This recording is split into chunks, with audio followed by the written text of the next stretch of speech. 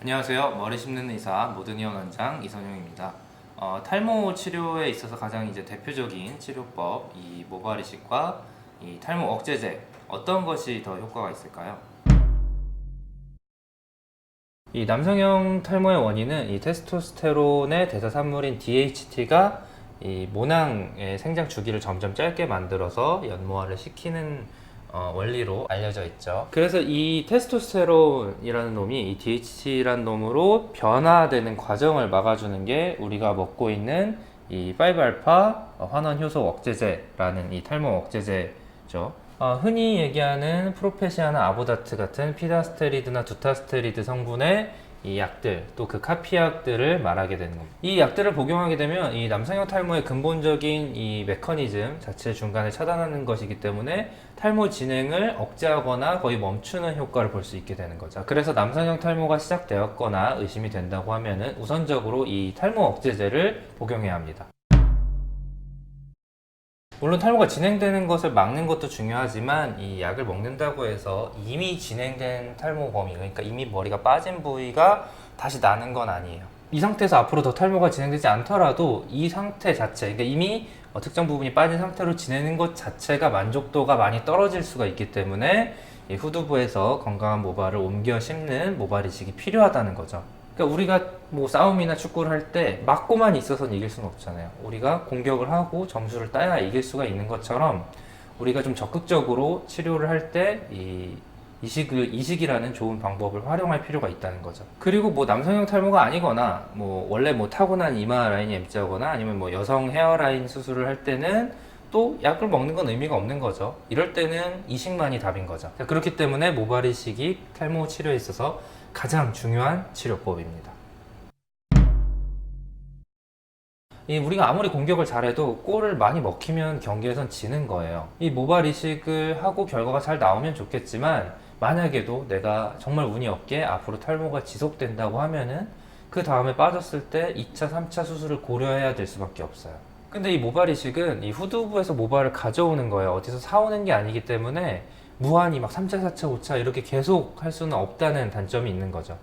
무한하게는 할 수가 없어요. 그래서 탈모가 진행이 돼서 모발이식을 했는데 그 다른 부위가 또 진행이 돼서 모발이식을 하고 또 조금 더 진행돼서 모발이식을 하고 이런 최악의 상황이 만에 하나라도 나한테 안 생긴다는 보장은 없어요. 대부분의 경우들은 안 그러겠지만 내가 그 최악의 경우에 해당될 수도 있는 거죠. 그리고 정수리 탈모의 경우에는 이 모발이 완전히 빠진 경우보다는 기존 모발들이 좀 가늘어져서 좀 비어 보인다 정도의 경우가 많은데 이런 경우에 우리가 수술 많게 하고 싶다고 해서 무리하게 이식을 하다가는 기존 모발들이 손상이 될 수가 있어요. 새로 이식을 하다가. 물론 그걸 피해서 이식을 하는 게 맞지만 일부 모발들이 다쳐서 이 잠재력이 있는 모발들이 죽을 수도 있는 거죠.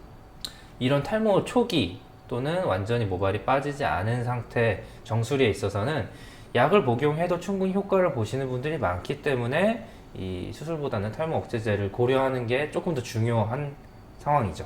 이런 정수리처럼 모발이 완전히 빠진 게 아니라 이 모발이 가늘어져서 좀 숱이 적어 보이는 경우에는 약을 복용을 꾸준히 하면은 연모화된 모발들이 다시 좀 굵어지는 경우도 있어요. 특히 앞쪽보단 정수리 쪽은 그런 효과를 느끼시는 분들이 많기 때문에 이 탈모 억제제 복용을 우선적으로 고려하셔야 됩니다. 정수리 같은 경우 약효과 많이 보는 거 맞아요. 그렇지만 약효과를 충분히 봤는데도 2년 이상 드셨는데도 특정 부분이 비어 보이는 거는 어쩔 수가 없어요. 약을 거기서 뭐 5년, 10년 먹는다고 해서 무한정하게 모발이 더 굵어지는 건 아니니까요. 이런 경우에 당연히 이식이 필요하죠. 그리고 이 M자 부분 또는 헤어라인 이 앞쪽 부분 같은 경우는 약을 먹어도 이 탈모가 뭐 억제되는 것 정도는 있을 수 있더라도 다시 모발이 굵어진 효과를 보는 분들은 굉장히 드물어요. 그렇기 때문에 이런 경우엔 당연히 모발 이식이 필요한 경우인 거죠. 그러니까 더 이마가 넓어지고 파이는 걸 막는 정도지 약을 먹는다고 이마가 좁아지진 않는다는 거죠. 그리고 약 효과가 사람마다 다 달라요. 어떤 분은 약 효과를 잘 보지만 어떤 분은 약 효과를 뭐 미미하게 보는 분들도 있기 때문에 확실하게 그러니까 이식을 해서 당장 좋은 결과를 얻는 게 환자분들의 만족도는 당연히 훨씬 높을 거예요.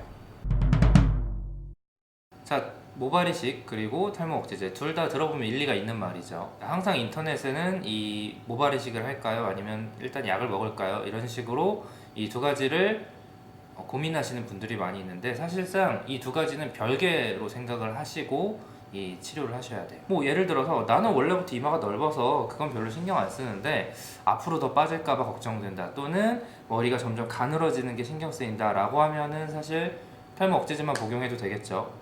반대로 나는 원래 이마가 넓은 게 싫었다, 그래서 이마를 좀 좁히고 싶다, 근데 어렸을 때나 지금이나 뭐 모발이 더 가늘어지거나 이마가 파이거나 이런 건 없는 것 같다, 이런 상황에서는 탈모약을 아직 복용할 필요는 없는 거죠. 모발 이식만 해도 원하는 결과를 얻을 수 있는 거죠. 하지만 이 남성형 탈모는 두 가지가 겹친 경우가 많기 때문에 이 모발 이식과 탈모 억제제 복용 두 가지를 함께 해야 최상의 결과를 오랫동안 유지할 수 있다는 점, 그런 부분을 좀 잘 기억해 주시고 탈모 치료 시작하셨으면 좋겠습니다.